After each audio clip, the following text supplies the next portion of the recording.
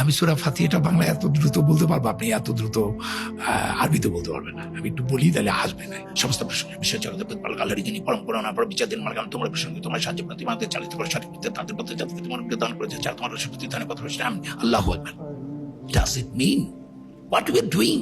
ধুমধাম কি আওয়াজ করছি এগুলো, মানি আছে কোনো?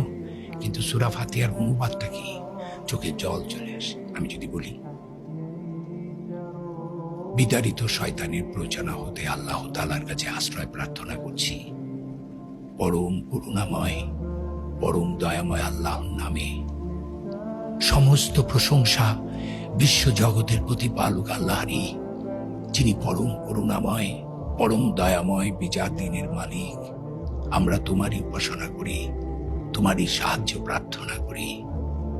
তুমি আমাদেরকে চালিত করো সঠিক পথে, তাদের পথে যাদেরকে তুমি অনুগ্রহ দান করেছ, যারা তোমার রোষে পতিত হয়নি, পথভ্রষ্ট হয়নি। আমিন। আলহামদুলিল্লাহ। আউযু বিল্লাহি মিনাশ শাইতানির রাজীম। বিসমিল্লাহির রহমানির রহিম। আলহামদুলিল্লাহি রাব্বিল আলামিন আর রহমানির রহিম মালিকি ইয়াউমিদ্দিন ইয়াকা না'বুদু ওয়া ইয়াকা নাস্তাঈন ইহদিনাস সিরাতাল মুস্তাকিম সিরাতাল্লাযীনা আন'আমতা আলাইহিম গায়রিল মাগদুবি আলাইহিম ওয়ালাদ-দাল্লিন। কি সুন্দর! আমি এখন যেটা আরবিতে পড়লাম, আমি প্রত্যেকটা ওয়ার্ড বুঝি, যে কারণে আমি এটা কি। এবং দেখেন সূরা ফাতিহাটা আমার দিয়ে বলা আছে, আমি নাই।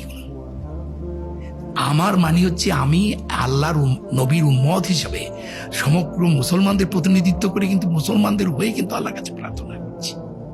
সো সূরা ফাতিহাটা যদি না বুঝি, আমি আমার যেটা মনে হয় ভালো অনুবাদগুলো মুখস্থ করা উচিত।